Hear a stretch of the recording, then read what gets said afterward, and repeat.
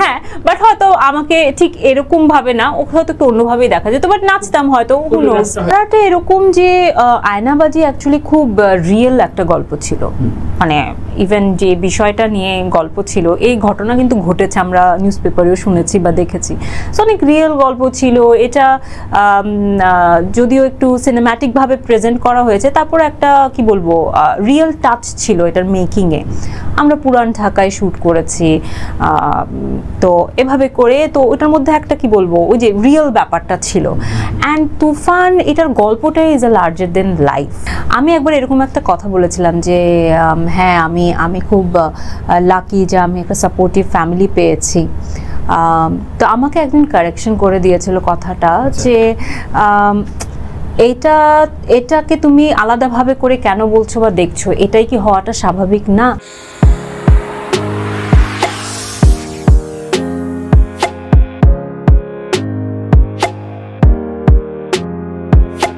প্রিয় দর্শক, সবাইকে স্বাগত জানাচ্ছি আরেক সিনেমিক্স নিবেদিত তানভীর তারেক শো। একই সাথে অনুষ্ঠানটি দেখছেন কোলাহল পডকাস্ট, স্বাধীন মিউজিক অ্যাপ শো, 5টি প্ল্যাটফর্মে। আজকে যার সাথে কথা বলবো, আমি আমার নিজেরও একটু নার্ভ ডাউন আছে আজকে। খুবই তুখোড় একজন উপস্থাপক এবং জনপ্রিয় অভিনেত্রী তো বটেই। চলচ্চিত্রে তার ক্যারিয়ার গ্রাফটা শুনলে অনেকে ঈর্ষায় পড়ে যাবে, কারণ মাত্র 2টি ছবি করেছে, 2টি ব্লকবাস্টার। ছবি নিয়ে দর্শন, কাজ নিয়ে কথাবার্তা আমরা শুনতে চাইবো। ওর নাম নাবিলা, আমার নাম তানভীর তারেক। নাবিলা, কেমন আছো?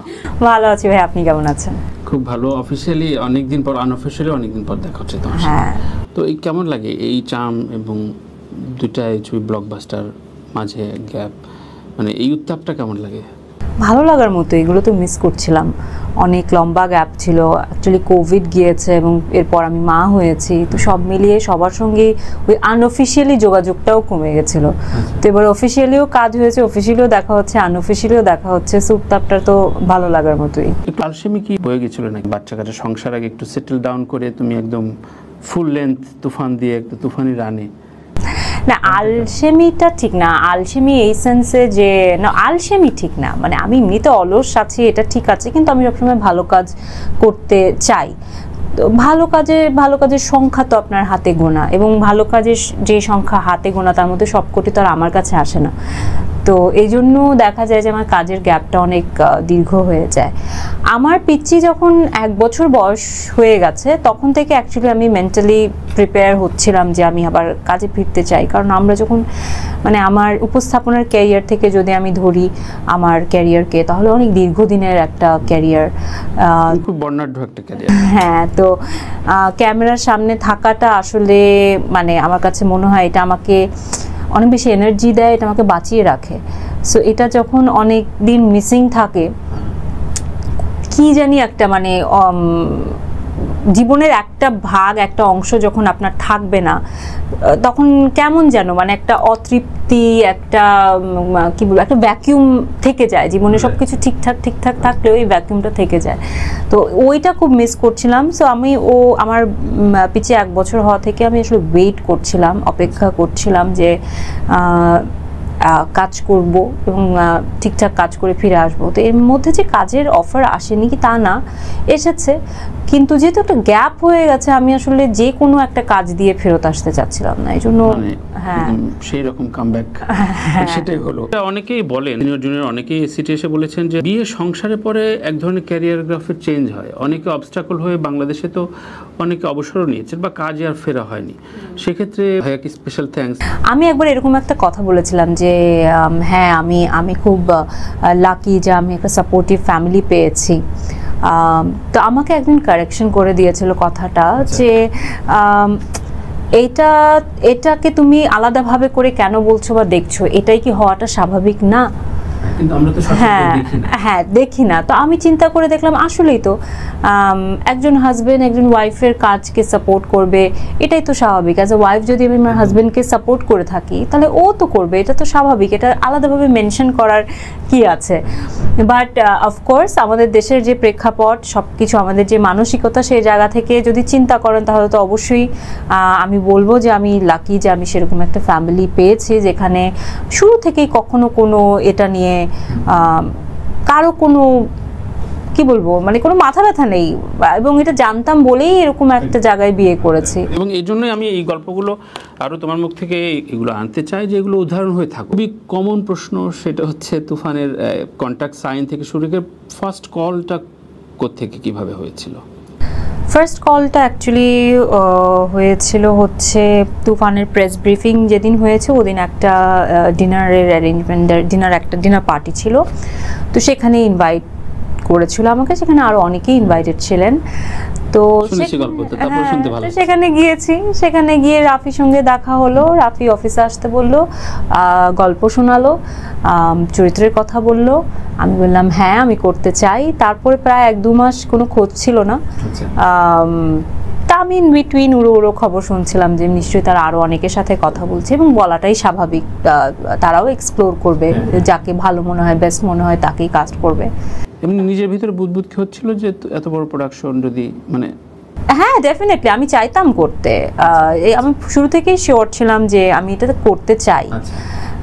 ইনফ্যাক্ট হুটহাট যখন আমার রনি ভাইয়ের সঙ্গে কোথাও কোনো একটা গ্যাদারিংয়ে দেখা হতো, তখন আমি ওনাকে জিজ্ঞেস করতাম যে কি অবস্থা, আপনারা তো আমাকে আর কিছু বললেন না, তো বললে না আমরা দেখছি, আমরা আরও মিটিং করছি, এই করছি সেই করছি, তো এভাবে নানা কথা বলে মানে এটাকে ট্যাকল করতো। তো আমি বুঝতাম, একসময় আমি ভেবে নিয়েছি আমাকে বোধহয় আর নিচ্ছেন না তারা। তারপর ঠিক আপনারা যেদিন আমার লুকটা দেখলেন, আমার এবং মিমি চক্রবর্তীর নাম যেদিন আপনারা ফেসবুকে জানতে পেলেন, হ্যাঁ, তো ঠিক তার 2 দিন কি 3 দিন আগে অ্যাকচুয়ালি আমাকে কনফার্ম করা হয়। আচ্ছা আচ্ছা। তো আয়নাবাজির ক্ষেত্রেও দেখেছি খুবই স্মার্ট একটা প্রোডাকশন টিম, প্রডিউসার থেকে শুরু করে, এবং এখানেও আলফা থেকে শুরু করে শাকিলকে আমরা বলি স্মার্টেস্ট প্রডিউসার বাংলাদেশের। তো এই জায়গাটা না থাকলে কি একটা অন্য থট দিত কিনা, একদম কমার্শিয়াল ফ্যান্টাসি কোনো ঘরানার প্রোডাকশন প্রডিউসার হলে নাবিলা আর একটু ভাবতো কিনা? অনেস্টলি আমি প্রথমে যদি আসি, আমি অ্যাকচুয়ালি রায়হান রাফির সঙ্গে কাজ করার আমার আগ্রহ ছিল। আমার রাফিকেও আসলে এটা বলা হয় নাই ঠিক মতো কখনো, এত অস্থির থাকে। তো আমি গত বছর যখন সুড়ঙ্গ দেখেছি, এর আগেও আমি তার যে ফিল্মসগুলো দেখেছি, এবং সে প্রমাণিত পরীক্ষিত, তো যে কেউই চাইবে কিন্তু তার সঙ্গে কাজ করতে। আমি যেমন এখন তার আশপাশে যখন থাকি আমি দেখি যে আশপাশে প্রত্যেকের প্রচুর আগ্রহ তার সঙ্গে কাজ করবার, তো আমারও সেটা মনে মনে আগ্রহ ছিল। কখনো যে কাউকে বলেছি তা না, আবার আমার সাথে এই জিনিসটা খুব হয়, আমার মানে আল্লাহ আমাকে, আমি বলবো যে রহমত আছে আল্লাহর রহমত পড়ে, যে আমি মনে মনে একটা জিনিস আকাঙ্ক্ষা করলে আল্লাহ কীভাবে যেন মিলিয়ে দেয় আমার সঙ্গে। তো তো এটা ছিল, এবং আমি বলবো এই যখন রাফি আমাকে বলল, এটার সঙ্গে আসলে আপনি যে কথাটা উল্লেখ করলেন যে আলফাই বা চরকির, এটা অফকোর্স ম্যাটার করে, এটা আরও বেশি আপনাকে কি বলবো মানে সাহস যোগায় যে না এই প্রোডাকশনটা ভালো হতে যাবে। তো অফকোর্স ওইটার জন্য তো কনফিডেন্স আরও বেড়ে যায়, বিশ্বাস বেড়ে যায়, এবং কি বলবো যে হ্যাঁ এটা ভালো কিছু হতেই যাবে। এটা শুরু থেকেই বুঝতে পারছিলাম যে এরকমই কিছু হবে। কারিনার একটা ইন্টারভিউ, ও নিজেও যেহেতু পডকাস্ট করে, ও বলছিল যে ও ডোর টু ডোর যে কটা ভালো ভালো ছবি পেয়েছে ডোর টু ডোর নক করেছে, সেটা আমির হোক সালমান হোক, বলেছে যে আমি এটাতে কাজ করতে চাই, আমাকে না নিলে ওর মতো করে বলেছে যে ভাঙচুর করবো, ওই করবো, মানে খুবই মজা করে বলেছে। হ্যাঁ হ্যাঁ। সো নাবিলার ভালো কাজের নক করাতে বিশ্বাসী নাকি না আমাকে তো এই জায়গায় অ্যাপ্রোপ্রিয়েট, সুতরাং কাস্টিং তো আমার করবে। কেমন হয় বাংলাদেশের কাস্টিংগুলো? অনেস্টলি আমি আগে কখনো আমার নক করতে হয়নি, বা আমি কখনো হয়নি, মানে কাজ এসেছে করেছি, ওভাবেই এগোচ্ছিল। আমি যখন বিয়ে আমার ঠিক হয়েছিল, আমার মনে আছে তখন এই ধারণা আপনি যে প্রশ্নটা করলেন যে বিয়ে করলে অনেকে অবসর নেয়, কাজ থেকে বিরতি নেয় বা কাজ ছেড়ে দেয়, তো এরকম আমাকে অনেকে বলেছিল যে ও তো বিয়ের পর কাজ করবে না, তাই বিয়ের আগে বেশি বেশি কাজ করে নিচ্ছে। তো আমার কাছে কথাগুলো খুব অড লাগতো যে বিয়ের পর কেন কাজ হবে না বা কাজ আসবে না, কিন্তু আমি কিন্তু সমানতালেই কাজ করে যাচ্ছিলাম বিয়ের পরও। তো আমার কাছে এই কথাগুলো খুব বেসলেস মনে হতো ওই সময়। তো আমার আরেকটা ইয়েও ছিল যে আচ্ছা আমার বেবি হবে, বেবি আমি I wanted to have a family, make a family, এবং যখন ওটা হলো, তারপর যখন আমি ফিজিক্যালি এবং মেন্টালি রেডি হলাম, তো আমার মনে হয়েছিল কি যে ওই আগের মতো আমার কাছে কাজ আসবে, বাট আমার কাছে আসলে কাজ আসছিল না ঠিক সেভাবে। যে কাজগুলোই আসছিল সামহাও সবাই একটা পোর্শন একদল ভাবছিল আমি বোধহয় আর কাজই করবো না, আবার যারা আমাকে নিয়ে ভাবছে তারা আমাকে সবসময় প্যারালাল কোনো রোল নিয়ে ভাবছে, like parallel role as in যে যেটা তোমার চয়েসে না। হ্যাঁ হ্যাঁ এরকম। তো ওটা একটু আমাকে তখন মানে একটু নক করছিল ব্যাপারটা, যে কি ব্যাপার আমাকে সবাই এভাবে ভাবছে কেন, এরকম একটা যে সবাই আমাকে প্যারালাল কোনো রোল বা সাপোর্টিং কোনো কাস্ট বা কোনো ছোট রোল এরকমভাবেই চিন্তা করছিল। তারপর আমি ইভেন এমন মানুষ থেকেও এরকম অফার এসেছে যারা মানে আগে আমাকে এমন কোনো কাজের জন্য অফার করেছিল যেটা নারী কেন্দ্রিক কাজ ছিল এবং লিড রোলের কাজ ছিল, যেটা হয়তো করা হয়নি নানা কারণে, হ্যাঁ আগে বা কাজটাই হয়ে ওঠে নাই। তো তারা যখন এরকম আমাকে সাপোর্টিং রোলে বলছে, তা আমি এটা নিয়ে একটু তো অফকোর্স মন খারাপ হচ্ছিল। তো তখন আমাকে অনেকেই বলতো যে তুমি যেরকম কাজ করতে চাও সেটা তুমি মানুষকে জানাও যে আমি এরকম কাজ করতে চাই। অফকোর্স অপরাধ না, বাট যেহেতু ওই প্র্যাকটিসটা কখনো আমার ছিল না, তো তখন যখনই কারোর সঙ্গে কথা হতো, কথার কথা যে একটা ক্রিকেটের কি একটা টুর্নামেন্ট হলো যে সব আর্টিস্টদের সেলিব্রিটি ক্রিকেট লিগ, তো ওই সময় যেমন আমাকে শিহাব শাহিন ফোন দিয়েছিলেন ওনার টিম জয়েন করার জন্য। আমি করিনি, আমার আমি যে জিনিসটা পারি না ওটা করতে চাইনি। তো আমি বলছি যে না আমি তো আসলে ক্রিকেট বুঝি না বা খেলতে পারি না, থাক এসে। তো ওনাকে যেমন বলছে যে ভাইয়া আমি কাজ করতে ইন্টারেস্টেড, কোনো প্রজেক্ট থাকলে আমাকে বলতে। তো এভাবে যেমন এক দুজনের সঙ্গে বা এভাবেই আর কি। তো তখন আমি জানাচ্ছিলাম যে আমি কাজ করতে আগ্রহী। তো খুব স্বাভাবিকভাবে 8 বছর গ্যাপে তুফান আসলো, আরো অনেকগুলো গ্যাপে নতুন ছবি আসবে কিনা? এখনকার ক্যারিয়ার প্ল্যান আলাদা? না ক্যারিয়ার প্ল্যান আমি জানি না মানুষ প্ল্যান কিভাবে করে, আমি তো অত বুঝি না। আগেও ওই একই যে কাজ আসতো আমি করতাম। আর বললাম যে ভালো কাজের সংখ্যা যতটুকুই না থাকে আমার কাছেও আসতে হবে। আমার কাছে আসেনি সেভাবে কোনো কাজ যেটা আমার মনে হবে যে আমি করতে চাই।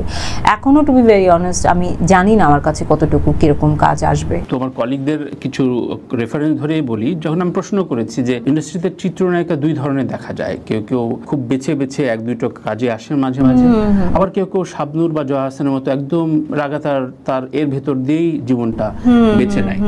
দুইটা ডিফারেন্সটা কি? মানে নাবিলা আসলে কোন জায়গাটায়? নাবিলা প্রথম জায়গাটায় থাকতে চেয়েছিল, এটাই হওয়া উচিত। অ্যাকচুয়ালি আমি শুরুতে যেটা ছিলাম যে না মানে ভালো কাজ করব বা যেটাই মানে পড়লে বা দেখলে বুঝবো এটার একটা ভালো রেসপন্স হবে অথবা আমার করে ভালো লাগবে, আমি সেরকম কাজই করতে চাইছিলাম।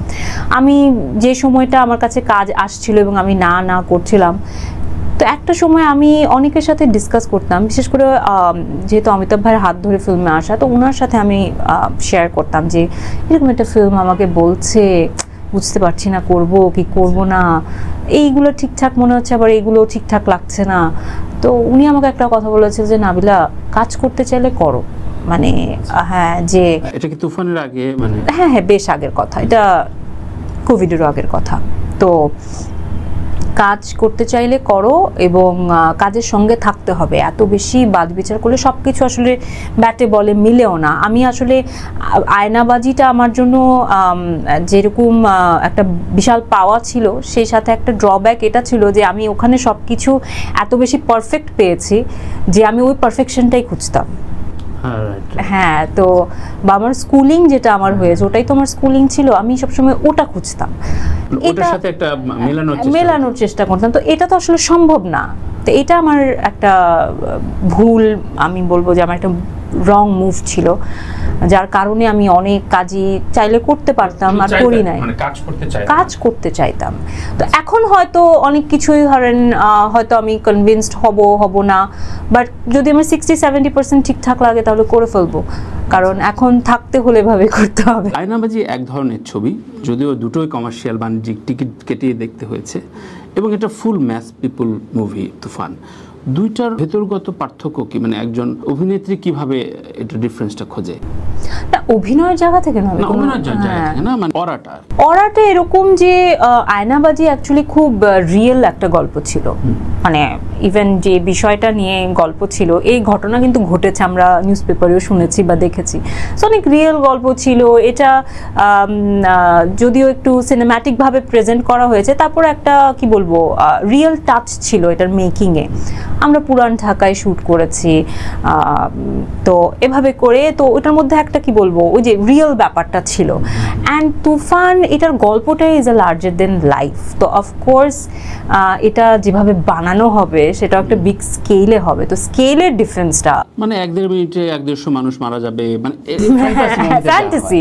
হ্যাঁ, যে একদম মানে মানুষ যাবে 3 ঘন্টা জাস্ট এন্টারটেইনড হয়ে বের হয়ে আসবে, দ্যাটস ইট। এটা এখানে খুব বেশি লজিক খোঁজার কিছু নেই, এত বেশি ব্রেইন খাটানোরও দরকার নেই। এখন ইদানিং আমরা বেশি রিয়েলিস্টিক মুভি দেখতে দেখতে খালি সবকিছুতে লজিক খুঁজি। কোভিডের কারণে প্রচুর মুভি দেখেছে মানুষ। ধরা হয় যে নাবিলা ফ্যান্টাসি মুভিতে কাজ করবে, কিন্তু ড্যান্স ফাইটিং যেই অর্থে ফুল মাসালাদার অ্যাক্টিং, সেইভাবে নাবিলা কাজ করবে কিনা। মানে যদি বলি যে একদম ভাইস ভার্সা করে দিতে চাই, মিমির জায়গায় নাবিলা, নাবিলার জায়গায় মিমি, নাবিলা কি একটু থট দিত কিনা যে না আমি এই ক্যারেক্টারটাই নিব না, এটা করব না, মানে ব্যাপারটা কি ছিল? মানে দেখেন আমার কথা হচ্ছে যে ক্যারেক্টার তো একটা ক্যারেক্টার, এটা এক ধরনের আপনার স্ক্রিপ্টে লেখা থাকে এই ক্যারেক্টারে এই সিন।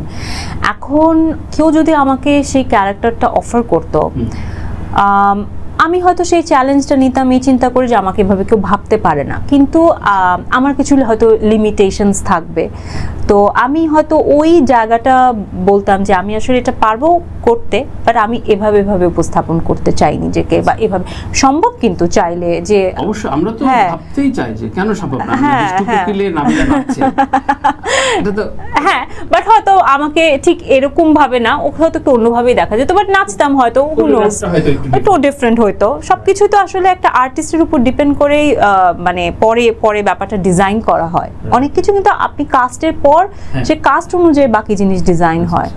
তার মানে ফুল মাসালাদার ড্যান্স, মানে আমি যদি আমার না পাওয়ার তো পরের জিনিস, সেটা আমাকে চাইতে হবে। বাট আমার কথা হচ্ছে যে ফিল্ম যদি আমার কাছে কনভিন্সিং লাগে, আমার কাছে নাচ গান কনভিন্সিং লাগে, আমার যদি মনে হয় আমি পুরো ব্যাপারটা শুনে খুব এন্টারটেইন হচ্ছি, তাহলে রাফি বললো যে হ্যাঁ ওকে দেখলে একটা স্নিগ্ধ মেয়ে, খুব মানে একেবারে আমাদের পাশের বাড়ির একটা মেয়ে এরকম মনে হয়।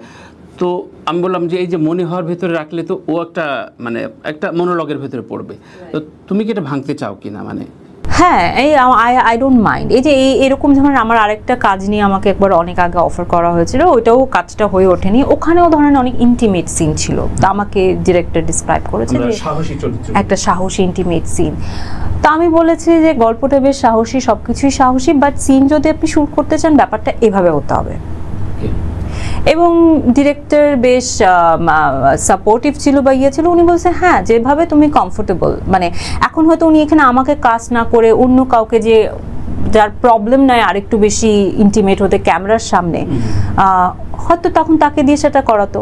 আমার অনেক ওয়ে আছে। হ্যাঁ, তো সবকিছু আপনার তো সবকিছু দেখিয়ে বুঝাতে হবে না, অনেক কিছু না দেখিয়েও আপনি আপনার মেসেজ কিন্তু দিয়ে দিতে পারেন অডিয়েন্সকে। সো